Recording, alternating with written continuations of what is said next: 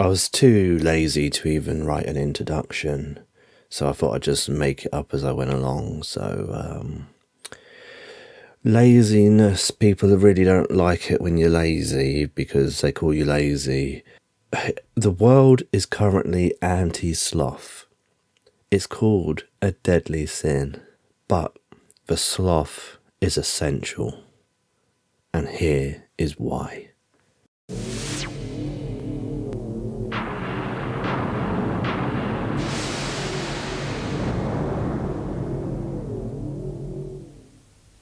I'm reading from the book of Idle Pleasures.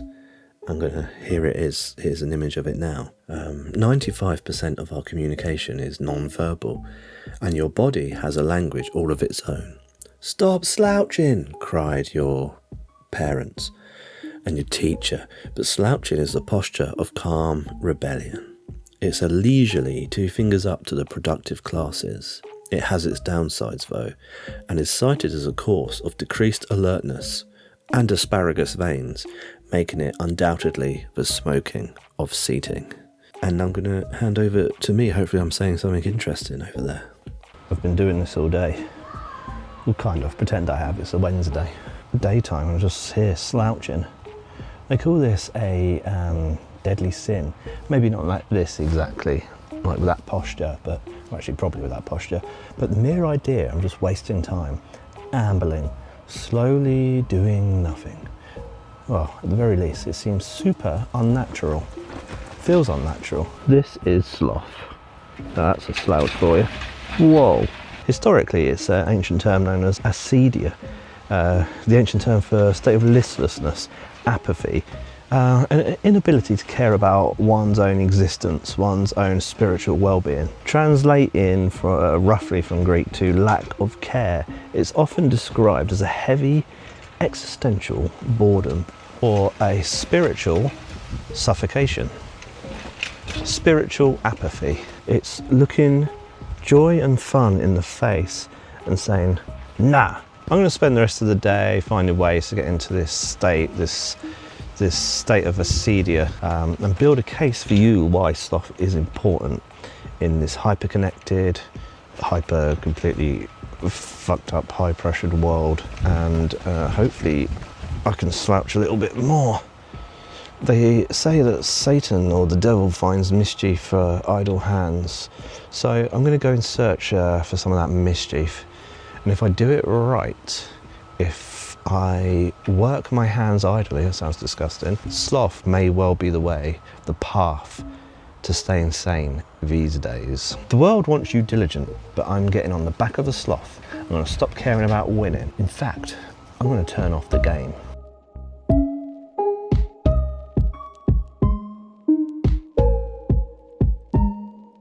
The Desert Fathers were early Christian hermits whose practice of asceticism, the practice of denial of physical or psychological desires in order to attain a spiritual ideal, in the Egyptian desert, beginning in the 3rd century, formed the basis of Christian monasticism, the rules of religion, following the example of Jesus' life of poverty, service, and self-denial. These early monks devoted themselves to vows of austerity, prayer, and lots of other bloody crazy things you'd never do. Believers who chose to go into the desert as hermits were said to be answering the call of Christ. As it says in the Bible, Matthew 19:21 or something like that, Jesus said to him, "If you wish to be perfect, go sell your possessions, give your money to the poor, and you will have treasure in heaven. Then come, follow me." I mean, yes, there's something about that this Jesus character was pretty righteous sometimes. Real Jesus, Jesus of Nazareth, who probably did exist, but not Jesus Christ, who... Just to preface this, I'm not a religious man. I hold a belief that any type of heaven, or what's called heaven, is less a place we go to when we're dead, but more it's sort of like that a Buddhist achievable state of full satisfaction with our life. That all that being okay with suffering shit. And once we do that here, we can Die in peace. What the hell's this? Anyway, I'm already kicking a huge hornet's nest here, talking about religion, which you just should never do, because it makes everyone go goo-goo bananas. But yes, I just like to say that I'm not very religious. And I'm not even talking about how I really feel, so we'll leave that for another day. Okay, I'm going to carry on walking around. This is very pleasant and nice. No,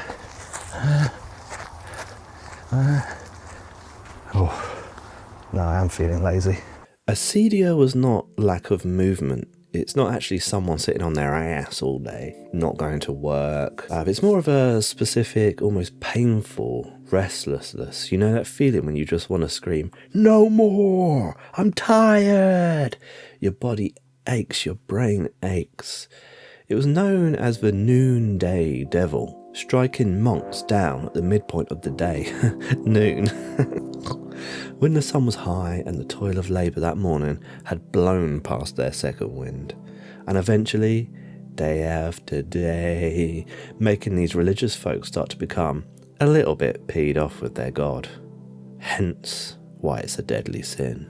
Dominican friar and one-time Pac-Man high school holder St. Thomas Aquinas, which is a great name by the way, refined this concept further, moving it away from that kind of I'm bored, I'm knackered, I can't be arsed state of mind into the realm of it being more of a spiritual failure.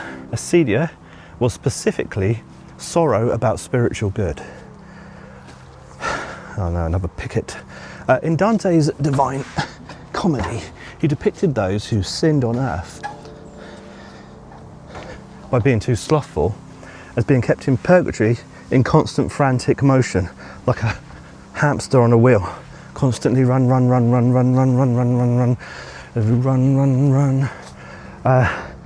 To counter their insufficient love, i.e. failing to run towards God with any type of urgency.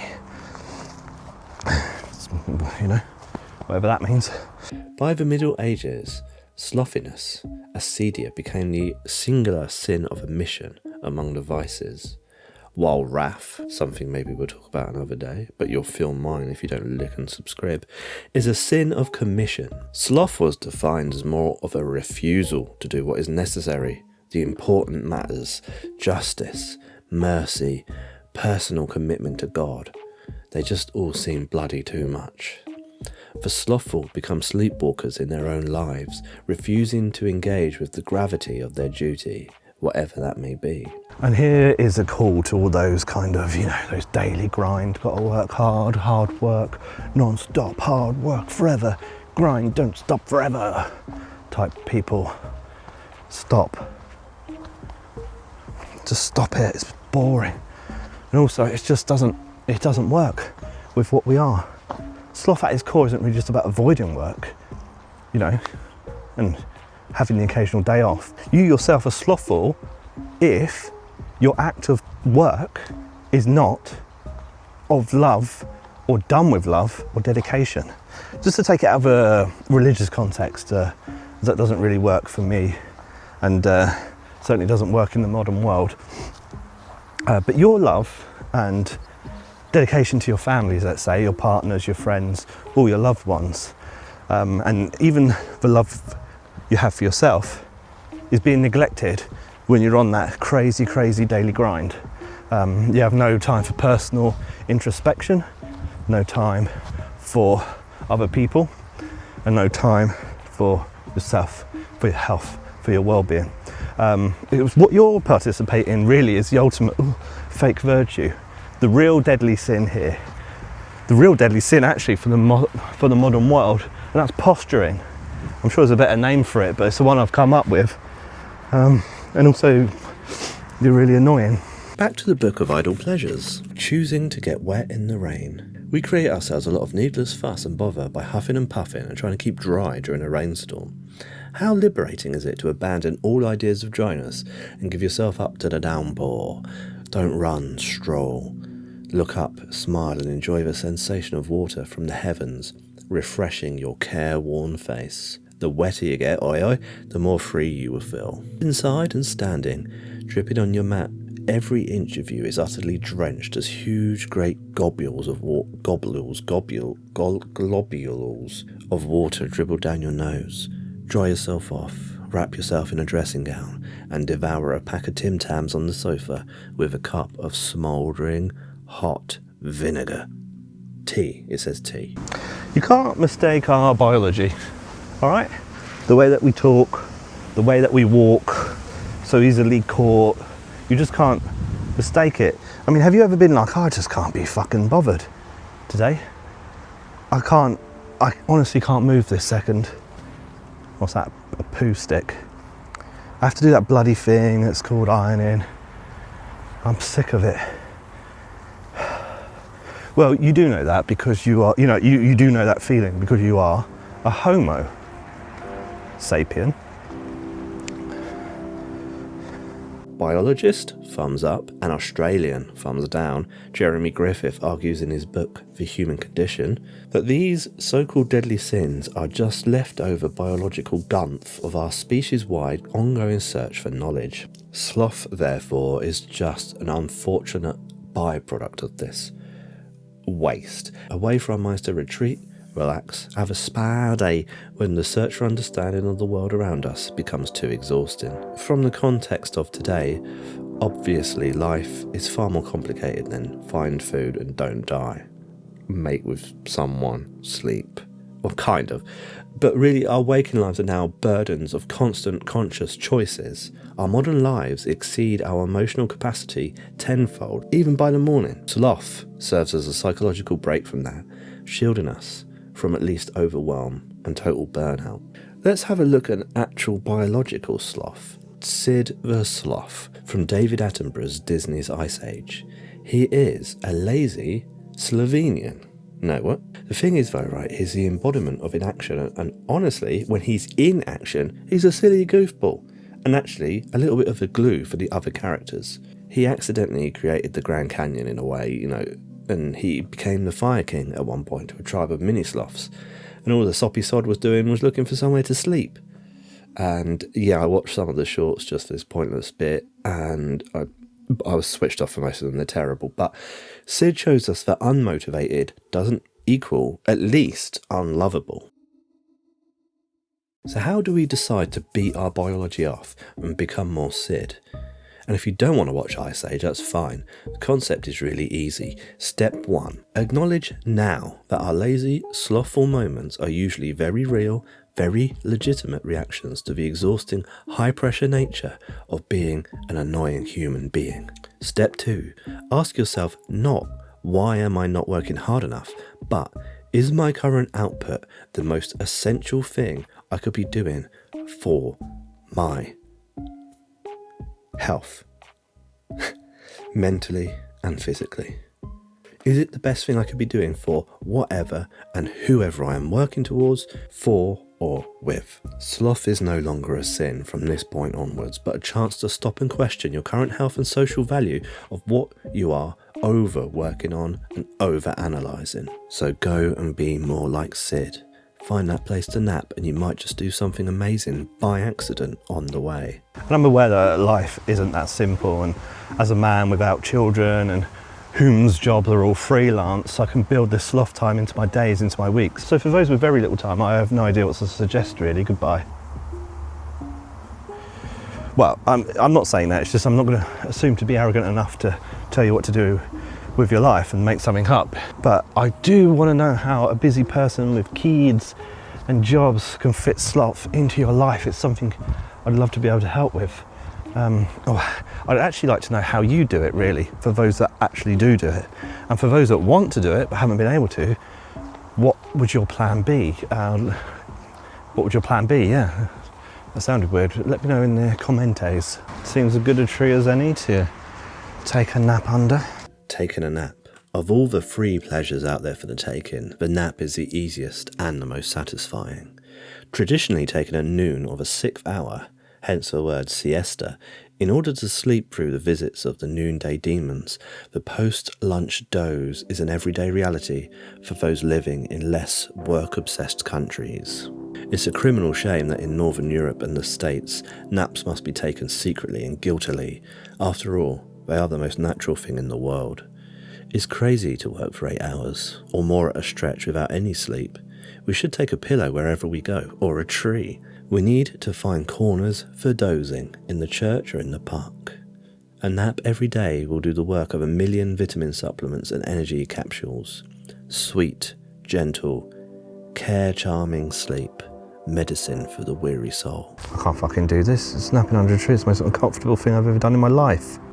I'm in the middle of editing this and I've decided to be completely slothful and taken myself to the cinema. So, practice what you preach.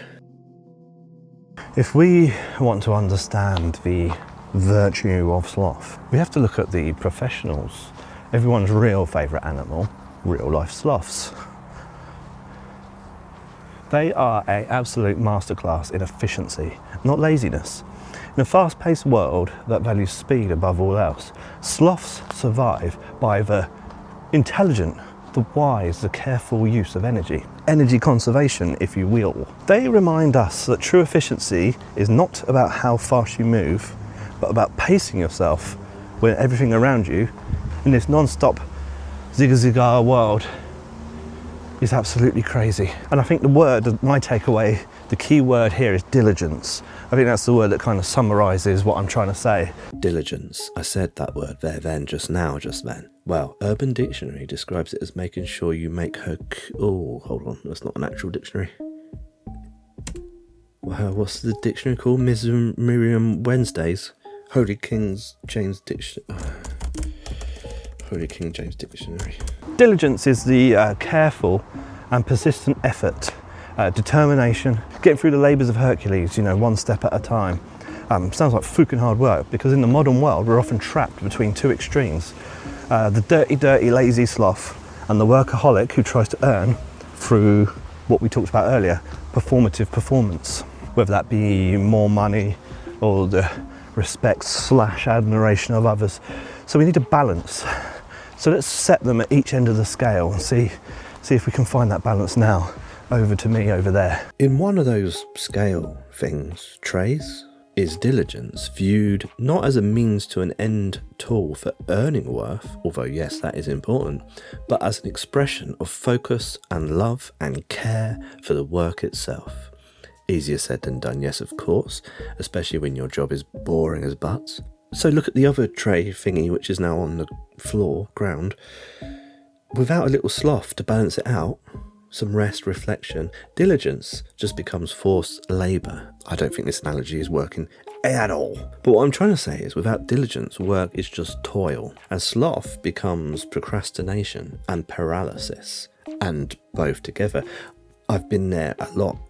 That time where you need to work that day, but you're too tired, so you lay there and you think, I'll rest, but the whole time you're in that state of paralysis. You're thinking I should be working, but you're thinking I'm so tired, and the end of the day comes, you've done nothing, and you're just as stressed as you would have been if you had worked. The brain is still stressed. It's wasted rest time to your already limited resources. To have nice, lives, we need to get our work and treat it with respect and care as much as possible.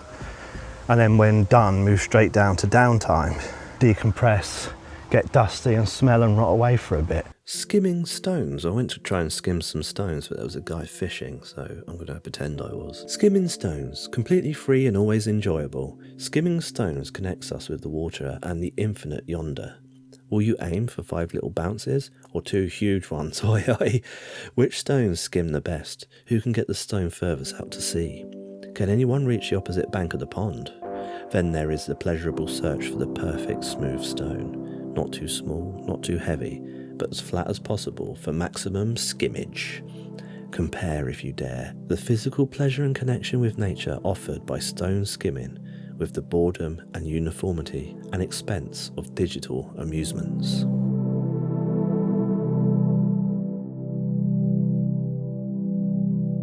So as the future starts becoming more futuristic, what is the future of this deadly sin? As we begin to understand the human condition and our brains more, I'd like to think the guilt associated with sloth, with slothfulness, with laziness starts to recede. Just as I read more on the gut to brain connection and keeping the gut bacteria happy, for happy brains, increased brain power, maybe we can now feed our inner sloths. Think of them as little cute baby sloths just there in your brain, wanting to be fed, sitting down and watching a movie, and even sometimes just scrolling on their phones. And when they're fed and action is required to go out and be the stupid little boss bitch baby you know you are, then you got to remember that recharge is only around the corner. That is my idea, kind of thinking without any real whatever. So yeah, sloths are a necessity. So that is my advice to you. Just watch this, close your laptop or your phone, throw your phone in the bin, and put your feet up. You know, get them feet up with no socks on. Send me pictures. And finally, the last idle pleasure from the Book of Idle Pleasures, butterfly hunting. My pleasures are the most intense known to man, wrote the trilingual tennis player and writer Vladimir Nabokov. Writing and butterfly hunting, tripping down the country lanes, wondering at the fragility and the beauty of the painted ladies and fritillaries and the red admirals, is a profoundly enjoyable pursuit. So go get out in the wilds, or simply observe those delicate, decorated wisps of nothing as they flutter by. I'll leave you with that. Thanks for joining me today. As usual, unsubscribe for less, and make sure you rewind the tape before you take it back.